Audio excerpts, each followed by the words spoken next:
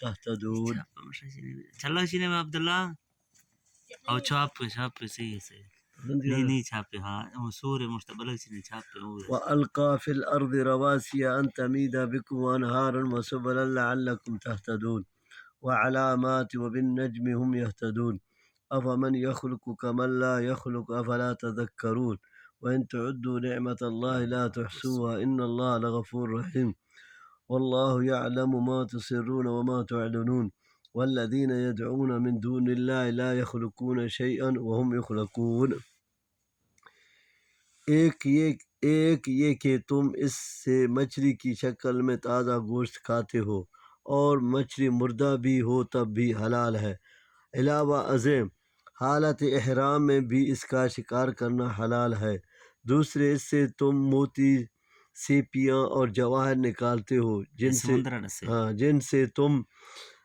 زیور بناتے ہو. تیسری اس میں تم کشتیاں اور جہاز چلاتے ہو جن کے ذریعے سے تم ایک ملک سے دوسرے ملک میں جاتے ہو. تجارتی سامان بھی لے جاتے ہو جس سے تمہیں اللہ کا فضل حاصل ہوتا ہے جس پر تمہیں اللہ کا شکر گزار ہونا چاہیے. یہ پہاڑوں کا فائدہ بیان کیا جا رہا ہے اور اللہ کا ایک احسان عظیم بھی، کیونکہ اگر زمین ہلتی رہتی تو اس میں سکونت ممکن ہی نہ رہتی. اس کا اندازہ ان زلزلوں سے کیا جا سکتا ہے جو چند سیکنڈوں اور لمحوں کے لیے آتے ہیں، لیکن کس طرح وہ بڑی بڑی مضبوط عمارتوں کو پیوں زمین اور شہروں کو کھنڈروں میں تبدیل کر دیتے ہیں. نہروں کا سلسلہ بھی عجیب ہے، کہاں سے وہ شروع ہوتی ہیں اور کہاں کہاں دائیں بائیں شمال جنوب مشرق اور مغرب ہر چھت کو سیراب کرتی ہیں. اسی طرح راستے بنائے جن کے ذریعے سے تم منزل مقصود پر پہنچتے ہو. ان تمام نعمتوں سے توحید کی اہمیت کو اجاگر فرمایا کہ اللہ تو ان تمام چیزوں کا خالق ہے، لیکن اس کو چھوڑ کر جن کی تم عبادت کرتے ہو انہوں نے بھی کچھ پیدا کیا ہے نہیں، بلکہ وہ تو خود اللہ کی مخلوق ہیں. پھر بھلا خالق اور مخلوق کس طرح برابر ہو سکتے ہیں جب کہ تم نے انہیں معبود بنا کر اللہ کا برابر ٹھہرا رکھا ہے. کیا تم ذرا نہیں سوچتے؟ اور اس کے مطابق وہ قیامت والے دن جزا اور سزا دے گا، نیک کو نیکی کی جزا اور بد کو اس کی بدی کی سزا. اموات غیر احیاء وما یشعرون این یبعثون الہکم الہ واحد فالذین لا یؤمنون بالآخرة قلوبهم منکرة وهم مستکبرون لا جرم ان اللہ یعلم ما یسرون وما یعلنون انه لا يحب المستکبرین. وإذا قیل لهم ماذا انزل ربكم قالوا اساطیر الاولین. اس میں ایک چیز کا اضافہ ہے، یعنی صفت کمال خالقیت کی نفی کے ساتھ نقصان یعنی کمی، عدم خالقیت کا اثبات. مردہ سے مراد وہ جماد پتھر کی بھی ہیں جو بے جان اور بے شعور ہیں، اور فوت شدہ صالح بھی ہیں، کیونکہ مرنے کے بعد اٹھایا جانا جس کا انہیں شعور نہیں، وہ تو جماد کے بجائے صالحین ہی پر صادق آ سکتا ہے. ان کو صرف مراد ہی نہیں کہا بلکہ مزید وضاحت فرما دی کہ وہ زندہ نہیں ہیں. اس سے قبر پرستوں کا بھی واضح رد ہو جاتا ہے جو کہتے ہیں کہ قبروں میں مدفون مردہ نہیں زندہ ہے اور ہم زندوں کو ہی پکارتے ہیں. اللہ تعالیٰ کے اس ارشاد سے معلوم ہوا کہ موت وارد ہونے کے بعد دنیوی زندگی کسی کو نصیب نہیں ہو سکتی، نہ دنیا سے ان کا کوئی تعلق ہی باقی رہتا ہے. پھر ان سے نفع کی اور ثواب جزا کی توقع کیسی کی جا سکتی ہے؟ یعنی ایک الہ کا معنی منکرین اور مشرکین کے لیے بہت مشکل ہے. وہ کہتے ہیں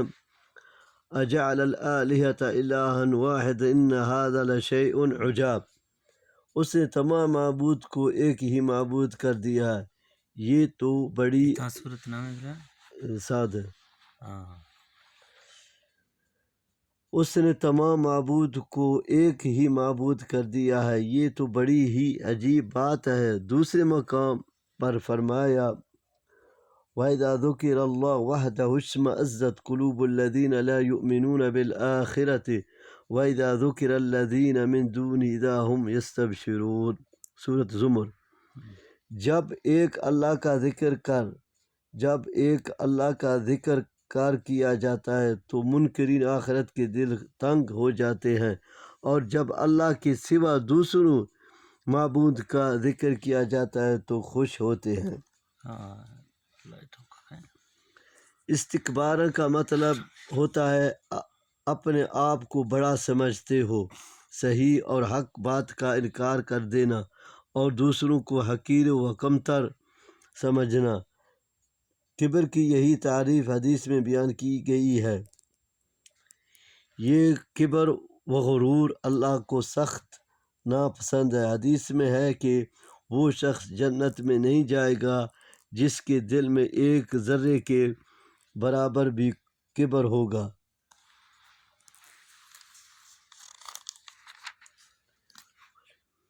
لِيَحْمِلُوا أَوْزَارَهُمْ كَامِلَةً يَوْمَ الْقِيَامَةِ وَمِنْ أَوْزَارِ الَّذِينَ يُضِلُّونَهُم بِغَيْرِ عِلْم أَلَا سَاءَ مَا يَزِرُونَ۔ نہیں سمجھے؟ پیچھے جو ہے میں یہ چیز سمجھا رہی اور تھوڑی سی بند کرے ہے نہیں ہے نہیں اور لِيَحْمِلُوا أَوْزَارَهُمْ تھونک دیوان اثر تھانا غلطی آنا تھو بدھائیں مڈیوں یزیر ہے۔ بارہواں یا ہاں لِيَحْمِلُوا أَوْزَارَهُمْ كَامِلَةً يَوْمَ الْقِيَامَةِ وَمِنْ أَوْزَارِ الَّذِينَ يُضِلُّونَهُم بِغَيْرِ عِلْم أَلَا سَاءَ مَا يَزِرُونَ۔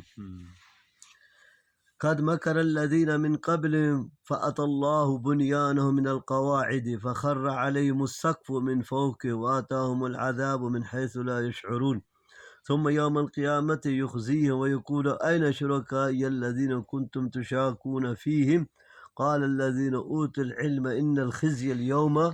والسوء على الكافرين الذين تتوفاهم الملائكة ظالمي أنفسهم فألقوا السلم ما كنا نعمل من سوء بلى إن الله عليم بما كنتم تعملون فادخلوا أبواب جهنم خالدين فيها فلبئس مثوى المتكبرين۔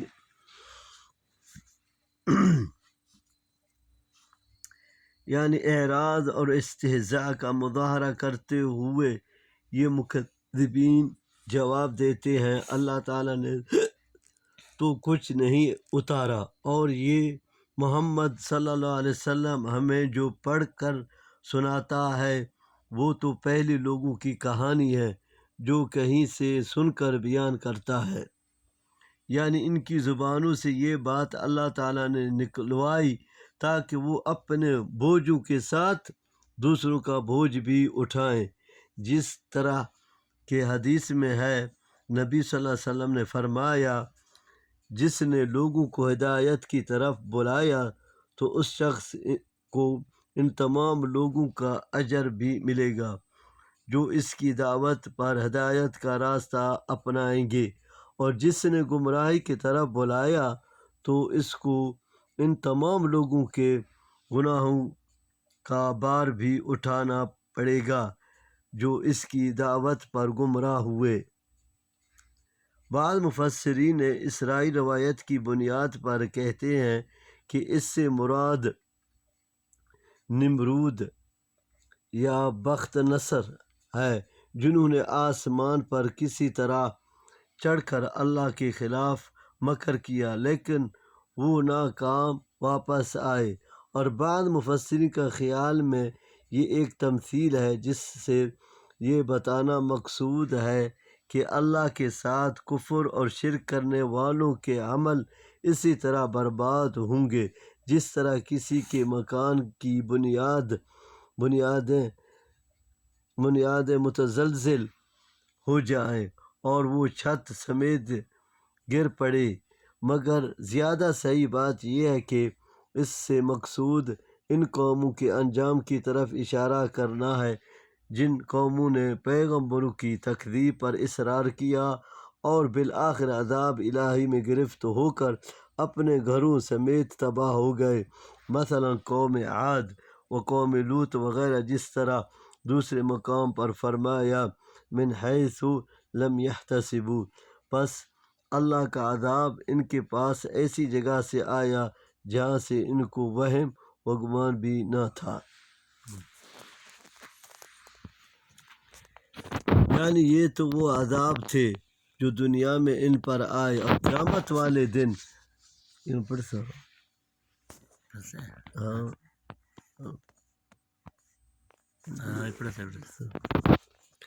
یعنی یہ تو وہ عذاب تھے جو دنیا میں ان پر آئے، اور قیامت والے دن اللہ تعالیٰ انہیں اس طرح ذلیل و رسوا کرے گا کہ ان سے پوچھے گا تمہارے وہ شریک کہاں ہیں جو تم نے میرے لیے ٹھہرا رکھے تھے اور جن کی وجہ سے تم مؤمنوں سے لڑتے جھگڑتے تھے، یعنی جن کو دین کا علم تھا، وہ دین کے پابند تھے۔ وہ جواب دیں گے، یہ مشرک ظالموں کی موت کے وقت کی کیفیت بیان کی جا رہی ہے۔ جب فرشتے ان کی روحیں قبض کرتے ہیں تو وہ صلح کی بات ڈالتے ہیں، یعنی سمن و طاعت اور عاجزی کا مظاہرہ کرتے ہوئے کہتے ہیں کہ ہم تو برائی نہیں کرتے تھے۔ جس طرح میدان محشر میں اللہ کے روبرو بھی جھوٹی قسمیں کھائیں گے اور کہیں گے واللہ ربنا ما کننا مشرکین، سورۃ انعام، اللہ کی قسم ہم شرک نہیں تھے، اللہ کی قسم ہم مشرک نہیں تھے۔ دوسرے مقام پر فرمایا جس دن اللہ تعالیٰ ان سب کو اٹھا کر اپنے پاس جمع کرے گا تو اللہ کے سامنے بھی یہ اسی طرح جھوٹی قسمیں کھائیں گے جس طرح تمہارے سامنے قسمیں کھاتے ہیں۔ المجادلہ، فرشتے جواب دیں گے کیوں نہیں، یعنی تم جھوٹ بولتے ہو، تمہاری تو ساری عمر ہی برائیوں میں گزری ہے اور اللہ کے پاس تمہارے سارے عملوں کا ریکارڈ محفوظ ہے، تمہارے اس کا انکار سے اب کیا بنے گا۔ امام ابن کثیر فرماتے ہیں ان کی موت کے فوراً بعد ان کی روحیں جہنم میں چلی جاتی ہیں اور ان کے جسم قبر میں رہتے ہیں، جہاں اللہ تعالیٰ اپنی قدرت کاملہ سے جسم و روح میں بعد کے باوجود ان میں ایک کونا تعلق پیدا کر کے ان کو عذاب دیتا ہے، اور صبح و شام ان پر آگ پیش کی جاتی ہے۔ پھر جب قیامت پر پا ہوگی تو ان کی روحیں ان کے جسموں میں لوٹ آئیں گی اور ہمیشہ کے لیے جہنم میں داخل کر دیے جائیں گے۔ نہیں تر سے اولی نا اور فائدہ نہیں عذاب۔ اللہ تعالیٰ وقیل للذین اتقوا ماذا انزل ربکم قالوا خیرا للذین احسنوا فی هذه الدنیا حسنة ولدار الآخرة خیر ولنعم دار المتقین۔ جنات عدن يدخلونها تجری من تحت الانہار لهم فیها ما یشاءون كذلك يجزي الله المتقین الذين تتوفاهم الملائكة طيبين يقولون سلام عليكم ادخلوا الجنة بما كنتم تعملون هل ينظرون إلا أن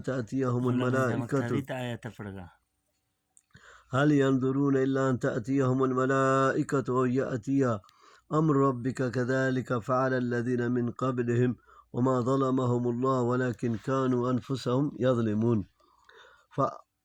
فأصابهم سيئات ما عملوا وحاق بما كانوا به يستهزئون وقال الذين أشركوا لو شاء الله ما عبدنا من دونه من شيء نحن ولا آباؤنا ولا حرمنا من دونه من شيء كذلك فعل الذين من قبلهم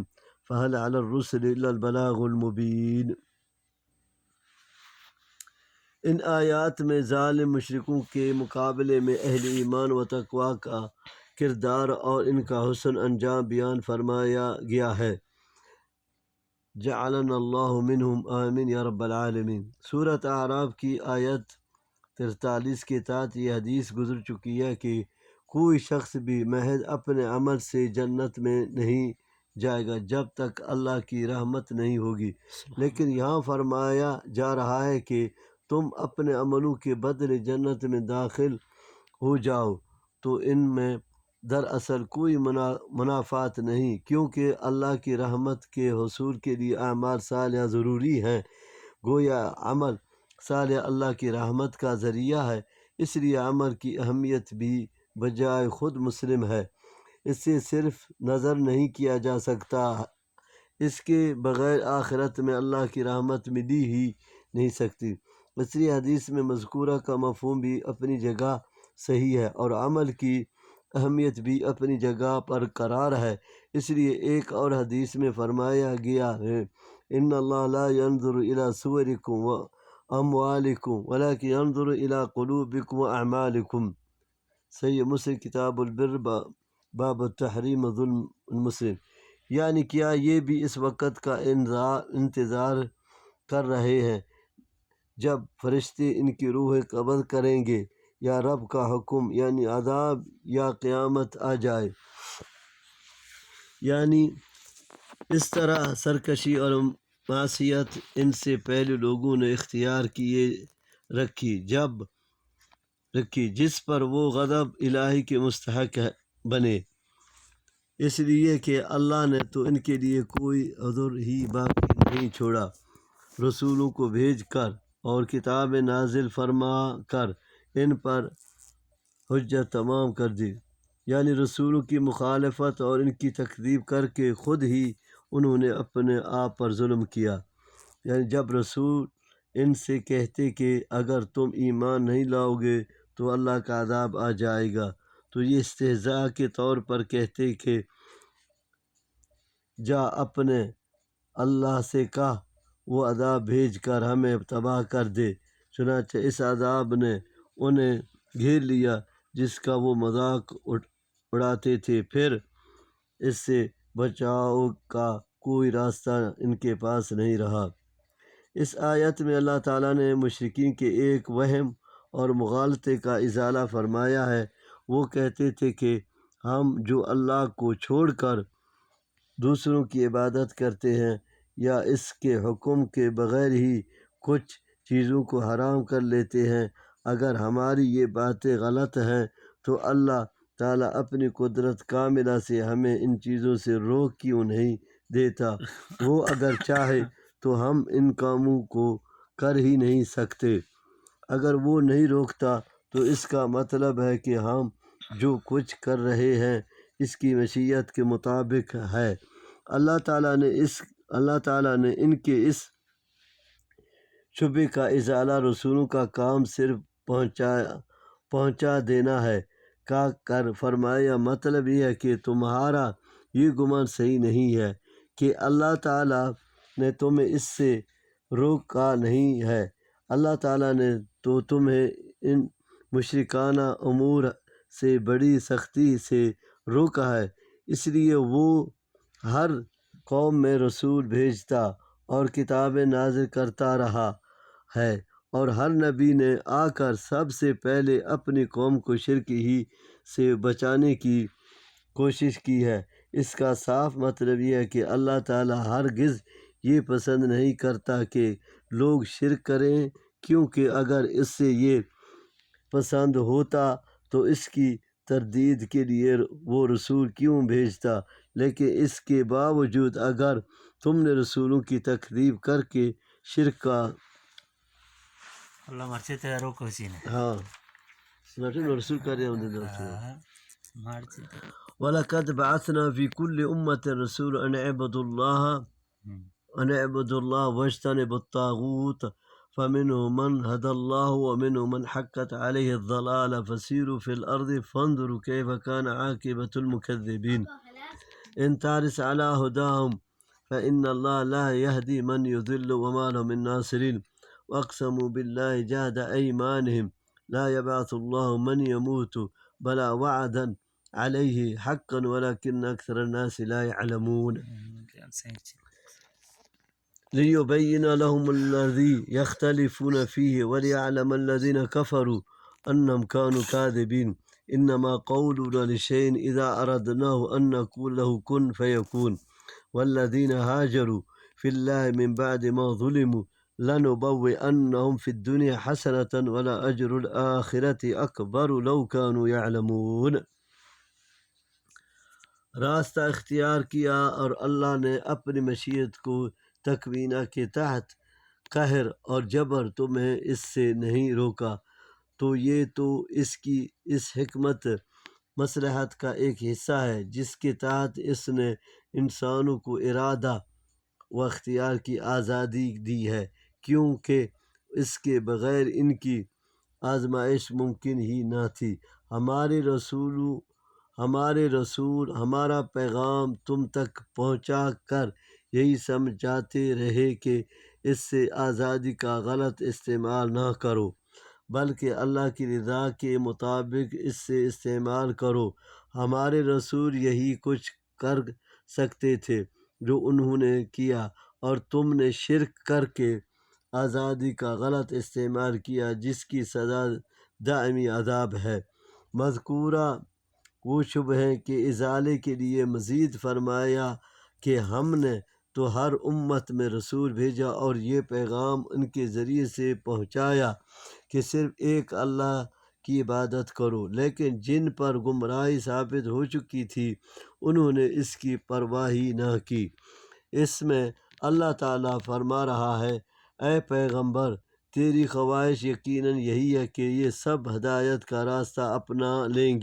اپنا لیں، لیکن قوانین الہی کے تحت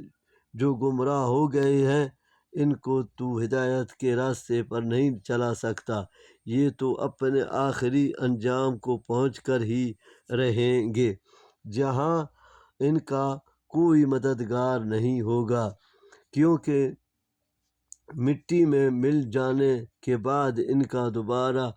دوبارہ جی اٹھنا انہیں مشکل اور ناممکن نظر آتا تھا، اس لیے رسول جب انہیں بعث بعد الموت کی بات کہتا ہے تو اس سے چھٹلاتے ہیں، اس کی تصدیق نہیں کرتے، بلکہ اس کے برعکس یعنی دوبارہ زندہ نہ ہونے پر قسمیں کھاتے ہیں، قسمیں بھی بڑی تاکید اور یقین کے ساتھ اس جہالت اور بے علمی کی وجہ سے رسولوں کی تکذیب و مخالفت کرتے ہوئے دریائے کفر میں ڈوب جاتے ہیں۔ یہ وقوع قیامت کی حکمت و علت بیان کی جا رہی ہے کہ اس دن اللہ تعالیٰ ان چیزوں میں فیصلہ فرمائے گا جن میں لوگ دنیا میں اختلاف کرتے تھے، اور اہل حق اور اہل تقوی کو اچھی جزا اور اہل کفر و فسق کو ان کے برے عملوں کی سزا دے گا۔ نیز اس دن اہل کفر پر بھی یہ بات واضح ہو جائے گی کہ وہ قیامت کے عدم وقوع پر جو قسمیں کھاتے تھے ان میں وہ چھوٹے تھے، یعنی ان لوگوں کے نزدیک قیامت کا ہونا کتنا بھی مشکل یا ناممکن ہو، مگر اللہ کے لیے تو کوئی مشکل نہیں، اسے زمین و آسمان ڈھانے کے لیے مزدوروں، انجینئروں اور مستریوں اور دیگر آلات و وسائل کی ضرورت نہیں، اسے تو صرف لفظ کن کہنا ہے، اس کے لفظ میں کن سے پلک چمکتے میں قیامت پر ہو جائے گی۔ وما امر الساعۃ الا کلمح البصر او هو اقرب، قیامت کا معاملہ پلک چپکتے یا اس سے بھی کم مدت میں واقع ہو جائے گا۔ ہجرت کا مطلب ہے اللہ کے دین کے لیے اللہ کی رضا کی خاطر اپنا وطن، اپنے رشتہ دار اور دوست احباب چھوڑ کر ایسے علاقے میں چلے جانا جہاں آسانی سے اللہ کے دین پر عمل ہو سکے۔ اس آیت میں انہی مہاجرین کا فضیلت بیان فرمائی گئی ہے۔ یہ آیت عام ہے جو تمام مہاجرین کو شامل ہے، اور یہ بھی احتمال ہے کہ یہ ان مہاجرین کے بارے میں نازل ہوئی ہو جو اپنی قوم کی ایذاؤں سے تنگ آ کر حبشہ ہجرت کر کے تھے۔ ان کی تعداد عورتوں سمیت 100 یا اس سے زیادہ تھی، جن میں حضرت عثمان غنی رضی اللہ اور ان کی زوجہ دختر رسول اللہ صلی اللہ علیہ وسلم حضرت رقیہ رضی اللہ عنہ بھی تھیں۔ اس سے رزق طیب اور بعد نے مدینہ مراد لیا ہے، جو مسلمان کا مرکز بنا۔ امام ابن کثیر فرماتے ہیں کہ دونوں قولوں میں منافات نہیں ہے، اس لیے کہ جن لوگوں نے اپنے کاروبار اور گھر بار چھوڑ کر ہجرت کی تھی، اللہ تعالیٰ نے دنیا میں ہی انہیں ان کا نعم البدل عطا فرما دیا، رزق طیب بھی دیا اور پورے عرب پر انہیں اقتدار و تمکن عطا فرمایا۔ حضرت عمر رضی اللہ نے جب مہاجرین و انصار کے وظیفے مقرر کیے تو ہر مہاجر کو وظیفہ دیتے ہوئے فرمایا، هذا ما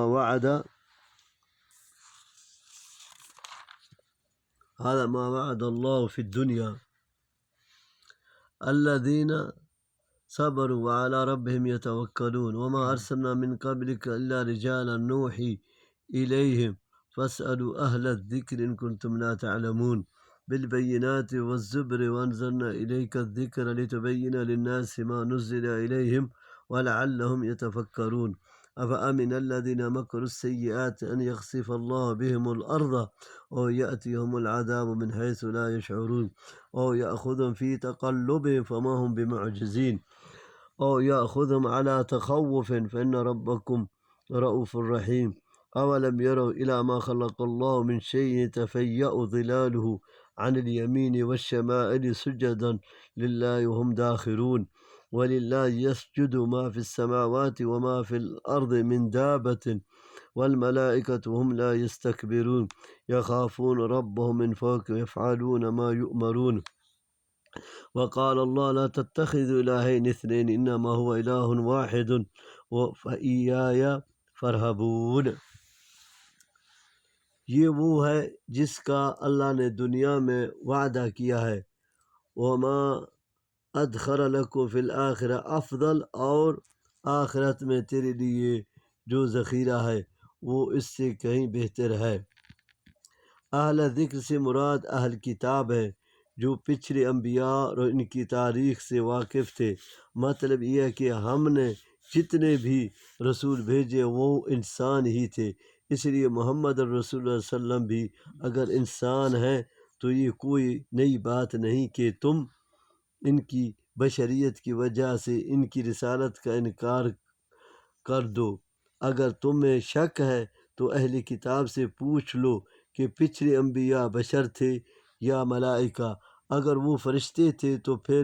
بے شک انکار کر دینا، اگر وہ بھی سب انسان ہی تھے تو پھر محمد رسول اللہ صلی اللہ علیہ وسلم کی رسالت کا محض بشریت کی وجہ سے انکار کیوں؟ اس کے کئی مفہوم ہو سکتے ہیں، مثلا جب تم تجارت اور کاروبار کے لیے سفر پر جاؤ۔ نمبر 2، جب تم کاروبار کرو، فروغ دینے کے لیے مختلف ہیلے اور طریقے اختیار کرو۔ نمبر 3، یا رات کو آرام کرنے کے لیے اپنے بستروں پر جاؤ۔ یہ نقلت کے مختلف مفہوم ہیں۔ اللہ تعالیٰ جب چاہے ان صورتوں میں بھی تمہارا مواخذہ کر سکتا ہے۔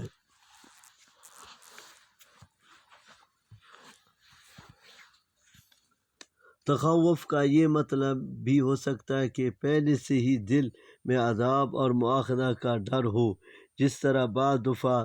انسان کسی بڑے گناہ کا ارتکاب کر بیٹھتا ہے تو خوف محسوس کرتا ہے کہ کہیں اللہ میری گرفت نہ کر لے۔ چنانچہ بعض دفعہ اسی طرح بھی مواخذہ ہوتا ہے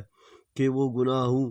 پر فوراً مواخذہ نہیں کرتا بلکہ مہلت دیتا ہے، اور اس مہلت سے بہت سے لوگوں کو توبہ و استغفار کی توفیق بھی نصیب ہو جاتی ہے۔ اللہ تعالیٰ کی عظمت و کبریاء اور اس کی جلالت شان کا بیان ہے کہ ہر چیز اس کے سامنے جھکی ہوئی اور مطیع ہے، جمادات ہوں یا حیوانات یا جن و انس اور ملائکہ،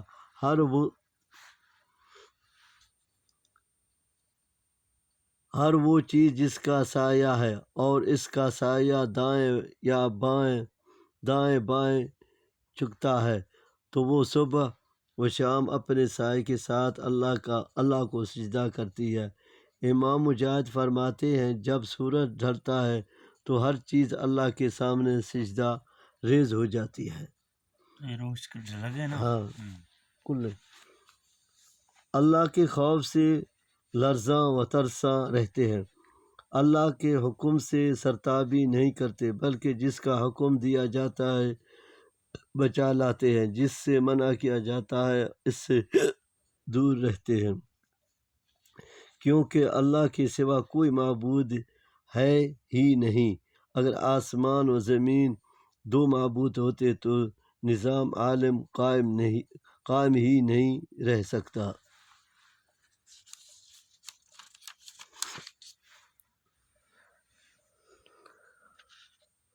وَلَهُ مَا فِي السَّمَاوَاتِ وَالْأَرْضِ وَلَهُ الدِّينُ وَاصِبًا أَفَغَيْرَ اللَّهِ تَتَّقُونَ وَمَا بِكُم مِّن نِّعْمَةٍ فَمِنَ اللَّهِ ثُمَّ إِذَا مَسَّكُمُ الضُّرُّ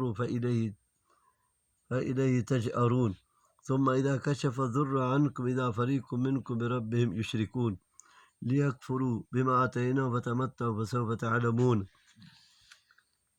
وَيَجْعَلُونَ لِمَا لَا يَعْلَمُونَ نَصِيبًا مِّمَّا رَزَقْنَاهُمْ تَاللَّهِ لَتُسْأَلُنَّ عَمَّا كُنتُمْ تَفْتَرُونَ وَيَجْعَلُونَ لِلَّهِ الْبَنَاتِ سُبْحَانَهُ وَلَهُ مَا يَشْتَهُونَ وَإِذَا بُشِّرَ أَحَدُهُم بِالْأُنثَىٰ ظَلَّ وَجْهُهُ مُسْوَدًّا وَهُوَ كَظِيمٌ يَتَوَارَىٰ مِنَ الْقَوْمِ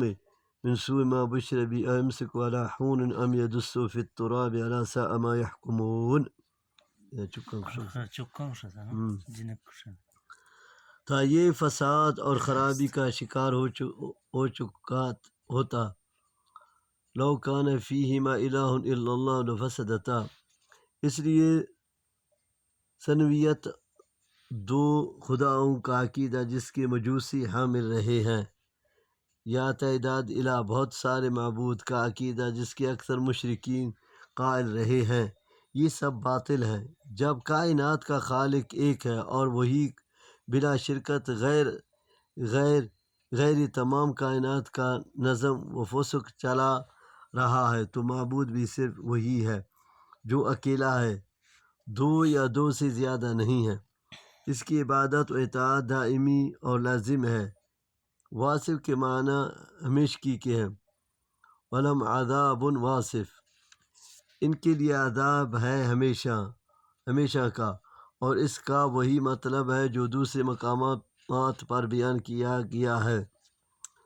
فَاعْبُدِ اللَّهَ مُخْلِصًا لَهُ الدِّينَ أَلَا لِلَّهِ الدِّينُ الْخَالِصُ،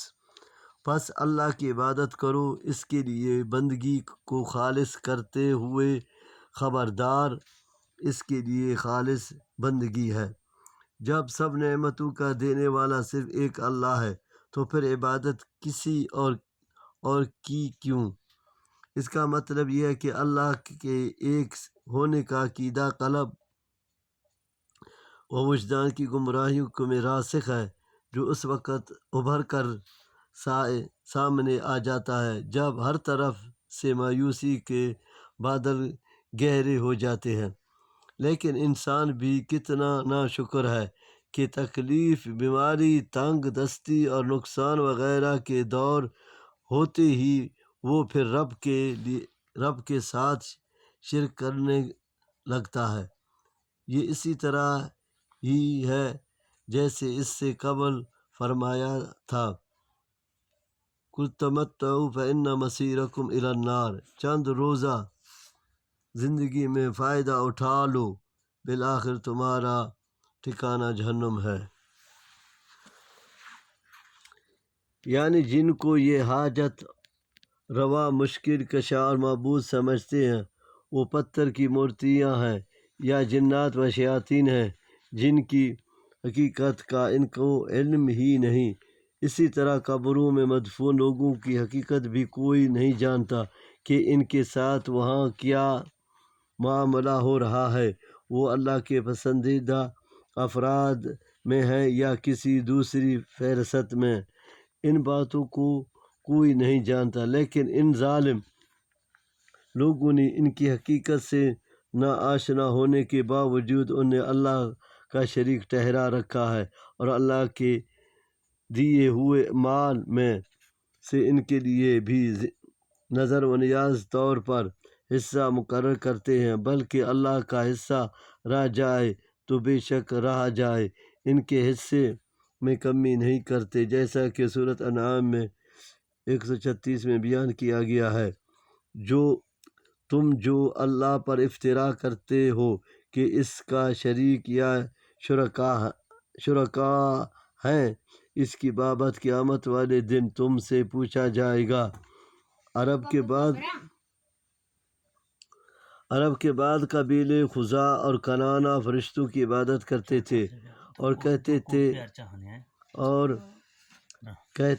تھے کہ یہ اللہ کی بیٹیاں ہیں، یعنی ایک ظلم تو یہ کیا کہ اللہ کی اولاد قرار دی جب کہ اس کی کوئی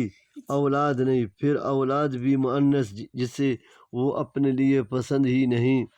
کرتے، اللہ کے لیے اسے پسند کیا، جس سے دوسرے مقام پر فرمایا أَلَكُمُ الذَّكَرُ وَلَهُ الْأُنثَىٰ تِلْكَ إِذًا قِسْمَةٌ ضِیزَىٰ،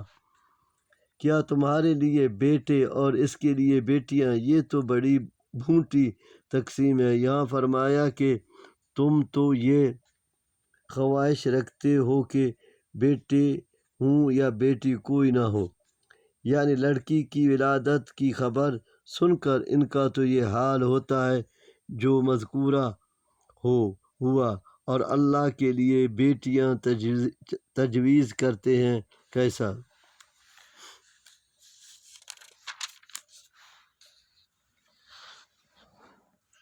للذین لا یؤمنون بالآخرة ومثل السوء وللہ المثل الأعلى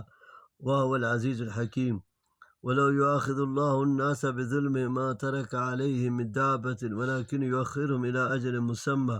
فإذا جاء أجل لا يستأخرون ساعة ولا يستقدمون۔ ويجعلون لله ما يكرهون وتصف ألسنتهم الكذب أن لهم الحسنى لا جرم أن لهم النار وأنهم مفرطون۔ تالله لقد أرسلنا إلى من قبلك فزينا لهم الشيطان أعمالهم فهو وليهم اليوم ولهم عذاب أليم۔ وما أرسلنا عليك الكتاب إلا لتبين لهم الذي اختلفوا فيه وهدى ورحمة لقوم يؤمنون۔ والله أنزل من السماء وماء فأحيا به الأرض بعد موتها إن في ذلك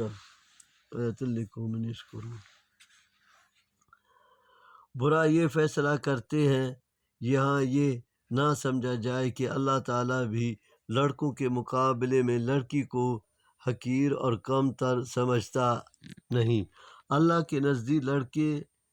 لڑکی میں کوئی تمیز نہیں ہے، نہ جنس کی بنیاد پر حقارت اور برتری کا تصور اس کے ہاں ہے۔ یہاں تو صرف عربوں کی اس ناانصافی اور سراسر غیر معقول رویے کی وضاحت مقصود ہے جو انہوں نے اللہ کے ساتھ اختیار کیا تھا، حالانکہ اللہ کی برتری اور فوقیت کے وہ بھی قائل تھے، جس کا منطقی نتیجہ تو یہ تھا کہ جو چیز اپنے لیے پسند نہیں کرتے اللہ کے لیے بھی اس سے تجویز نہ کرتے، لیکن انہوں نے اس کے برعکس کیا۔ یہاں صرف اسی ناانصافی کی وضاحت کی گئی ہے، یعنی کافروں کے برے اعمال بیان کیے گئے ہیں، انہیں کے لیے بری مثال یا صفت ہے، یعنی جہل اور کفر کی صفت، یا یہ مطلب ہے کہ اللہ کی جو بیوی اور اولادیہ ٹھہراتے ہیں، یہ بری مثال ہے جو یہ منکرین آخرت اللہ کے لیے بیان کرتے ہیں، یعنی اس کی ہر صفت مخلوق کے مقابلے میں اعلیٰ و برتر ہے۔ مثلا اس کا علم وسیع ہے، اس کی قدرت لامتناہی ہے، اس کی جو دو عطا بے نظیر ہے۔ وعلی هذا القیاس، یہ بات مطلب ہے کہ وہ وقار ہے، خالق ہے، رازق ہے اور سمیع و بصیر ہے وغیرہ۔ یا بری مثال کا مطلب نقص کوتاہی ہے، اور مثل اعلیٰ کا مطلب کمال مطلق ہر لحاظ سے اللہ کے لیے ہے۔ یہ اس کا حلم ہے اور اس کی حکمت و مصلحت کا تقاضا کہ وہ اپنی نافرمانیاں دیکھتا ہے لیکن پھر بھی وہ اپنی نعمتیں سلب کرتا ہے نہ فوری مواخذہ ہی کرتا ہے، حالانکہ اگر ارتکاب معصیت کے ساتھ ہی وہ مواخذہ کرنا شروع کر دے تو ظلم و معصیت اور کفر و شرک اتنا عام ہے کہ روئے زمین پر کوئی جاندار باقی نہ رہے، کیونکہ کہ جب برائی عام ہو جائے تو پھر عذاب عام میں نیک لوگ کی بھی ہلاک کر دیے جاتے ہیں، تاہم آخرت میں وہ عند اللہ سرخرو میں رہیں گے، جیسا کہ حدیث میں وضاحت آئی ہے۔ ملاحظہ صحیح بخاری نمبر و مسلم۔ یہ اس حکمت کا بیان ہے جس کے تحت وہ ایک خاص وقت تک مہلت دیتا ہے تاکہ ایک تو ان کے لیے کوئی عذر باقی نہ رہے، دوسرے ان کی اولاد میں سے کچھ ایماندار نکل آئیں۔ ہاں، یعنی بیٹیاں یہ تکرار تاکید کے لیے ہے۔ یہ ان کی دوسری خرابی کا بیان ہے کہ وہ اللہ کے ساتھ ناانصافی کا معاملہ کرتے ہیں، ان کی زبانیں جھوٹ بولتی ہیں کہ ان کا انجام اچھا ہے، ان کے لیے بھلائیاں ہیں اور دنیا کی طرح ان کی آخرت بھی اچھی ہوگی، یعنی یقیناً ان کا انجام اچھا ہے اور وہ ہے جہنم کی آگ جس میں وہ دوزخیوں کے پیش رو یعنی پہلے جانے والے ہوں گے۔ فرد کے یہی معنی حدیث سے بھی ثابت ہے، نبی صلی اللہ علیہ وسلم نے فرمایا انا فطرکم علی الحوض، میں حوض کوثر پر تمہارا پیش رہوں گا۔ ایک دوسرے معنی مفرطوں کے یہ کیے گئے کہ انہیں جہنم میں ڈال کر فراموش کر دیا جائے گا، جس کی وجہ سے انہوں نے بھی رسولوں کی تکذیب کی، جس طرح اے پیغمبر قریش مکہ تیری تکذیب کر رہے ہیں۔ الیوم سے یا تو زمانہ دنیا مراد ہے جیسا کہ ترجمے سے واضح ہے، یا اس سے مراد آخرت ہے کہ وہاں بھی یہ ان کا ساتھی ہوگا، یا ولیہم میں ہم کا مرجع کفار مکہ ہیں، یعنی یہی شیطان جس نے پچھلی امتوں کو گمراہ کیا، آج وہ ان کفار مکہ کا دوست ہے اور انہیں تکذیب رسالت پر مجبور کر رکھا ہے انہیں تکذیب رسالت پر مجبور کر رکھا ہے۔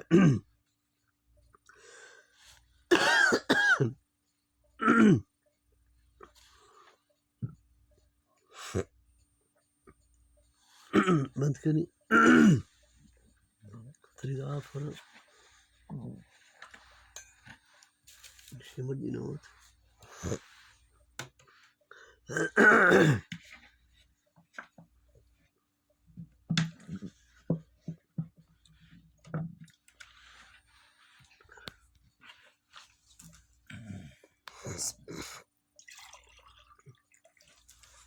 ویڈیو کٹ رہی ہے نا،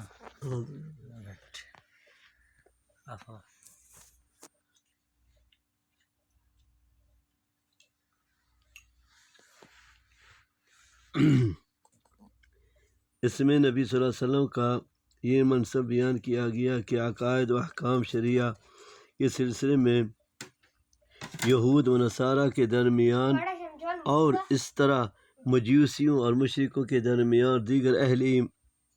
ادیان کے درمیان جو باہم اختلاف ہے اس کی اس طرح تفسیر بیان فرمائے کہ حق اور باطل واضح ہو جائے تاکہ لوگ حق کو اختیار اور باطل سے اجتناب کریں۔ زیادہ باطل چل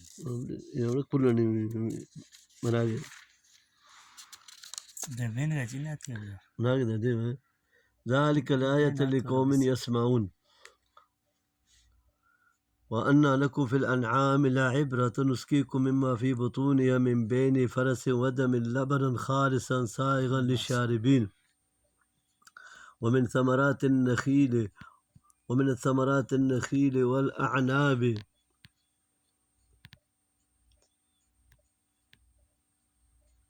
ومن الثمرات النخيل والأعناب تتخذون منه سكرا ورزقا حسنا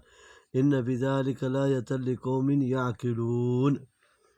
وأوحى ربك إلى النحل أن اتخذي من الجبال بيوتا ومن الشجر ومما يعرشون ثم كلي من كل الثمرات فاسلكي سبل ربك ذللا يخرج من بطونها شراب مختلف ألوانه فيه شفاء للناس إن بذلك لآية لقوم يتفكرون والله خلقكم ثم يتوفاكم منكم من يرد إلى أرض العمر لكي لا يعلم بعد علم شيئا إن الله عليم قدير من الثمرات النخيل انعام جو پائے سے اونٹ گائے بکری اور بھیڑیاں دمبا مراد ہوتے ہیں جو پائے جو کچھ کھاتے ہیں معدے میں جاتا ہے اسی خوراک سے دودھ خون گوبر اور پیشاب بنتا ہے خون رگوں میں اور دودھ تھنوں میں اسی طرح گوبر اور پیشاب اپنے اپنے مخرج میں منتقل ہو جاتا ہے اور سبحان اللہ دودھ میں شیر نہ جی ہر چیز اللہ تعالیٰ مخرج میں منتقل ہو جاتا ہے اور دودھ میں نہ خون کی رنگت شامل ہوتی ہے نہ گوبر پیشاب کی بدبو سفید اور شفاف دودھ باہر آتا ہے جو نہایت آسانی سے حلق سے نیچے اتر جاتا ہے یہ آیت اس وقت اتری تھی جب شراب حرام نہیں تھی اس لیے حلال چیزوں کے ساتھ اس کا بھی ذکر کیا گیا ہے لیکن اس میں سکرہ کے بعد رزقاً حسنہ ہے جس میں اس بات کی طرف اشارہ ہے کہ شراب رزق حسن نہیں ہے نیز یہ صورت مکی ہے جس میں شراب کے بارے میں ناپسندیدگی کا اظہار ہے پھر مدنی صورتوں میں بتدریج اس کی حرمت نازل ہو گئی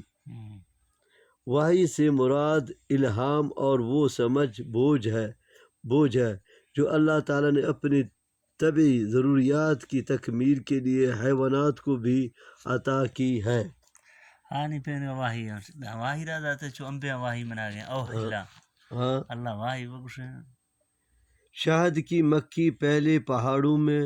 درختوں میں انسانی عمارتوں کی بلندیوں پر اپنا مسدس خانہ اور چھت اس طرح بناتی ہے کہ درمیان میں کوئی شکاف نہیں رہتا پھر وہ باغوں جنگلوں وادیوں اور پہاڑوں میں گھومتی پھرتی ہے اور ہر قسم کے پھلوں کا جوس اپنے پیٹ میں جمع کرتی ہے اور پھر انہی راہوں سے جہاں جہاں سے وہ گزرتی ہے واپس لوٹتی ہے اور اپنے چھتے میں آ کر بیٹھ جاتی ہے جہاں اس کے منہ یا وبر سے وہ شہد نکلتا ہے جسے قرآن نے شراب سے تعبیر کیا ہے یعنی مشروب روح افزا ہے کوئی سرخ کوئی سفید کوئی نیلا اور کوئی زرد رنگ کا جس قسم کے پھلوں اور کھیتوں سے وہ خوراک حاصل کرتی ہے اسی حساب سے اس کا رنگ اور ذائقہ بھی مختلف ہوتا ہے شفا میں تنکیر تعظیم کے لیے ہے یعنی بہت سے امراض کے لیے شہد میں شفا ہے یہ نہیں کہ مطلقاً ہر بیماری کا علاج ہے علماء طب نے بھی صراحت کی ہے کہ شہد یقیناً ایک شفا بخش قدرتی مشروب ہے لیکن مخصوص بیماریوں کے لیے نہ کہ ہر بیماری کے لیے حدیث میں آتا ہے کہ نبی صلی اللہ علیہ وسلم کو حلو میٹھی چیز اور شہد پسند تھا صحیح بخاری کتاب الاشربہ ایک دوسری روایت میں ہے کہ آپ نے فرمایا 3 چیزوں میں شفا ہے فسد کھلوانے فسد کھلوانے پیچھ لگانے میں شہد کے پینے میں اور آگ سے داغنے میں لیکن میں اپنی امت کو داغ لگانے سے منع کرتا ہوں عمر سے چیز شفا یکی مرشے بینے گا یکی کسے داغ ہے ہاں نسی داغ تو میں واقع گوڑا مرشے منع کسے دے ایک دوسری روایت میں ہے آپ نے فرمایا 3 چیزوں میں شفا ہے فساد کھلوانے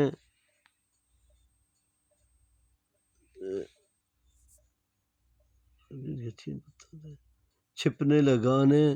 میں شہد کے پینے میں اور آگ سے داغے میں لیکن اپنی امت کو داغ لگوانے سے منع کرتا ہوں حدیث میں ایک واقعہ بھی آتا ہے اس حال دست کے مرض میں آپ صلی اللہ علیہ وسلم نے شہد استعمال کرنے کا مشورہ دیا جس سے دستوں میں اضافہ ہو گیا آ کر بتلایا گیا تو دوبارہ آپ صلی اللہ علیہ وسلم نے شہد پلانے کا مشورہ دیا جس سے مزید فضلات خارج ہوئے اور گھر والے سمجھے کہ شاید مرض میں اضافہ ہو گیا ہے پھر نبی صلی اللہ علیہ وسلم کے پاس آئے آپ صلی اللہ علیہ وسلم نے 3 مرتبہ فرمایا اللہ سچا ہے اور تیرے بھائی کا پیٹ چھوٹا ہے جا اور اس سے شہد پلا چنانچہ 3 مرتبہ میں اس سے شفا کا عاملہ حاصل ہو گئی ہے لا فگر سے جب انسان طبی عمر سے تجاوز کر جاتا ہے تو پھر اس کا حافظہ بھی کمزور ہو جاتا اور بعد دفعہ عقل بھی معوف اور وہ انسان اور معوف نادان بچے کی طرح ہو جاتا ہے یہی عرض العمر ہے جس سے نبی صلی اللہ علیہ وسلم نے بھی پناہ مانگی ہے یعنی جب تم اپنے غلاموں کو اتنا مال اور اسباب دنیا نہیں دیتے کہ وہ تمہارے برابر ہو جائیں تو اللہ تعالیٰ کب یہ پسند کرے گا کہ تم کچھ لوگوں کو جو اللہ ہی کے بندے اور غلام ہیں اللہ کا شریک اور اس کے برابر قرار دے دو اس آیت سے یہ بھی معلوم ہوا ہے کہ معاشی لحاظ سے انسانوں میں جو فرق پایا جاتا ہے وہ اللہ تعالیٰ کے بنائے ہوئے فطری نظام کے مطابق ہے اسے جبری قوانین کے ذریعہ ختم نہیں کیا جا سکتا جیسا کہ اشتراکی نظام میں ہے یعنی معاشی مساوات کی غیر فطری کی کوشش کے بجائے ہر کسی کو معاشی میدان میں کسب معاش کے لیے مساوی طور پر دوڑ دھوپ کے مواقع میسر ہونے چاہیے کہ اللہ کے دیے ہوئے مال میں سے غیر اللہ کے لیے نظر نیاز نکالنے ہیں اور یوں کفران نعمت کرتے ہیں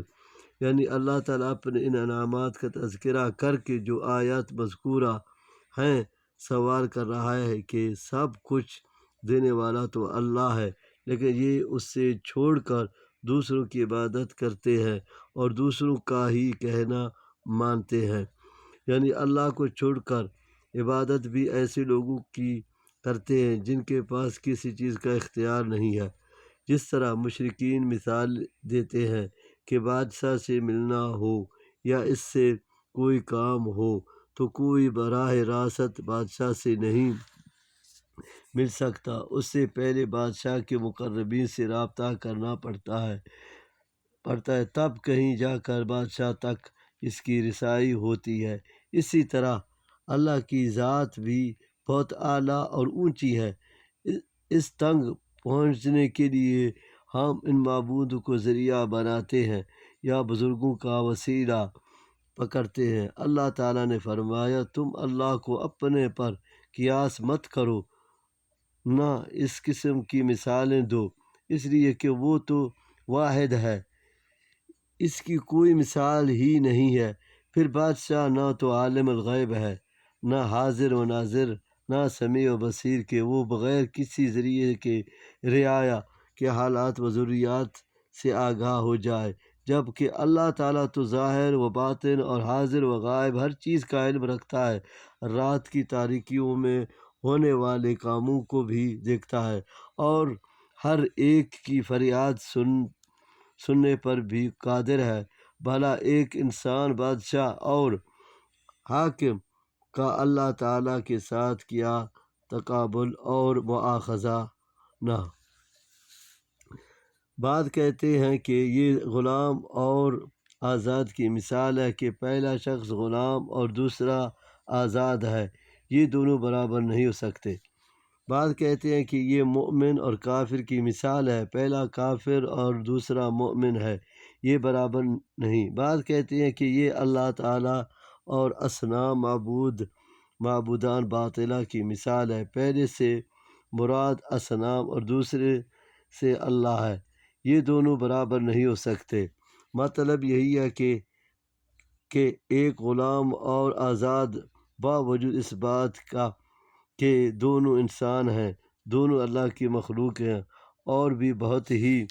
چیزیں دونوں کے درمیان مشترکہ ہیں، اس کے باوجود رتبہ و شرف اور فضل و منزلت میں تم دونوں کو برابر نہیں سمجھتے، تو اللہ تعالیٰ اور پتھر کی ایک مورتی یا قبر کی ڈھیری یا دونوں کس طرح برابر ہو سکتے ہیں؟ یہ ایک اور مثال ہے جو پہلے سے زیادہ واضح ہے اور ہر کام کرنے پر قادر ہے، کیونکہ کہ ہر بات بولتا اور سمجھتا ہے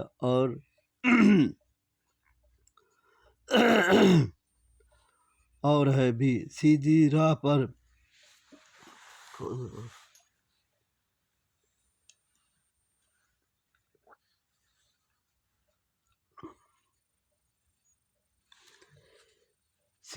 پر یعنی دین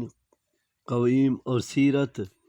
صالحہ پر یعنی افراط و تفریط سے پاک، جس طرح یہ دونوں برابر نہیں، اسی طرح اللہ تعالیٰ اور وہ چیزیں جن کو لوگ اللہ کا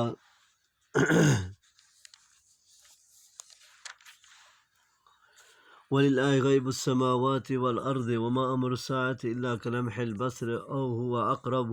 إِنَّ اللَّهَ عَلَى كُلِّ شَيْءٍ قَدِيرٌ وَاللَّهُ أَخْرَجَكُم مِّن بُطُونِ أُمَّهاتِكُمْ لَا تَعْلَمُونَ شَيْئًا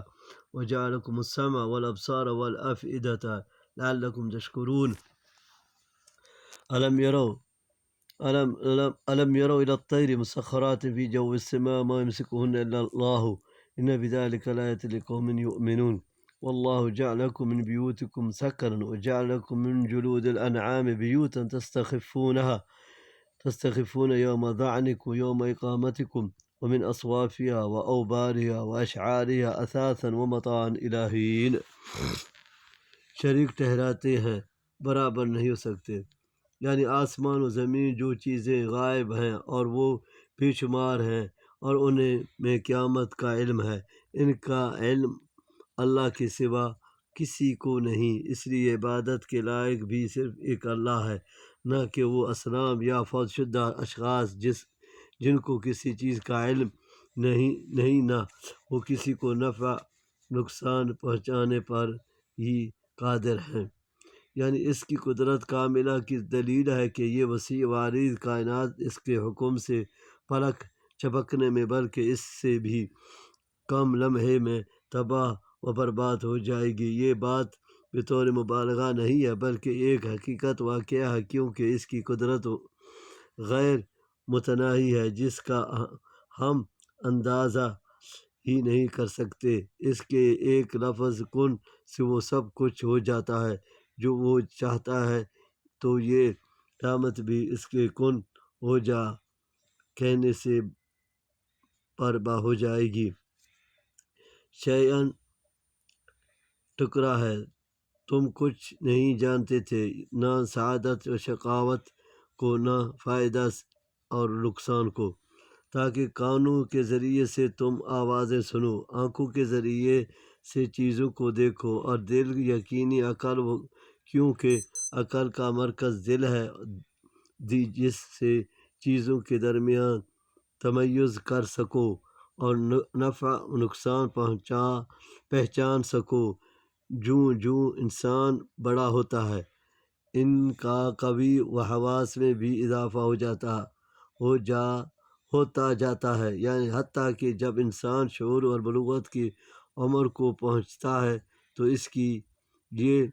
صلاحیتیں بھی قوی ہو جاتی ہیں، حتیٰ کہ پھر کمال کو پہنچ جاتی ہے۔ یعنی یہ صلاحیتیں اور قوتیں اللہ تعالیٰ نے اس لیے عطا کی ہیں کہ انسان ان اعضاء و جوارح کو اس طرح استعمال کرے جس سے اللہ تعالیٰ راضی ہو جائے، ان سے اللہ کی عبادت و اطاعت کرے۔ یہی اللہ کی ان نعمتوں کا عمل شکر ہے۔ حدیث میں آتا ہے، میرا بندہ جن چیزوں کے ذریعے سے میرا قرب حاصل کرتا ہے، ان میں سب سے محبوب وہ چیزیں ہیں جو میں نے اس پر فرض کی ہیں، علاوہ ازیں نوافل کے ذریعے سے بھی وہ میرا زیادہ قرب حاصل کرنے کی سعی کرتا ہے، حتیٰ کہ میں اس سے محبت کرنے لگ جاتا ہوں، اور جب میں اس سے محبت کرنے لگ جاتا ہوں تو میں ان کا کان ہو جاتا ہوں جس سے وہ سنتا ہے،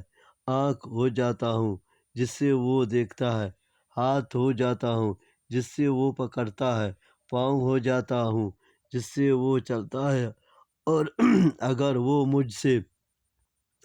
سوال کرتا ہے تو میں اسے دیتا ہوں، اور مجھ سے کسی چیز سے پناہ طلب کرتا ہے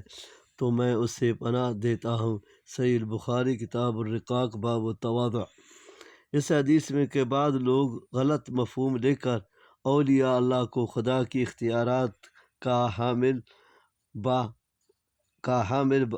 پاور کراتے ہیں، حالانکہ حدیث کا واضح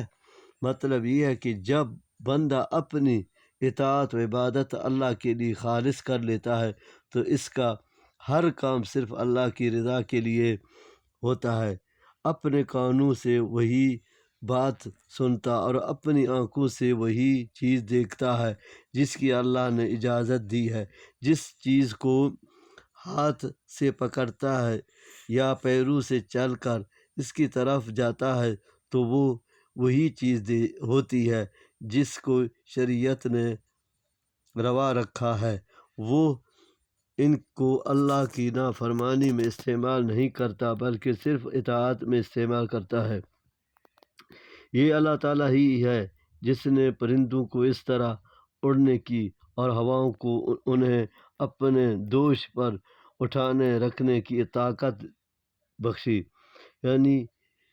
چمڑے کے خیمے جنہیں تم سفر میں آسانی کے ساتھ اٹھائے پھرتے ہو اور جہاں ضرورت پڑتی ہے اسے تان کر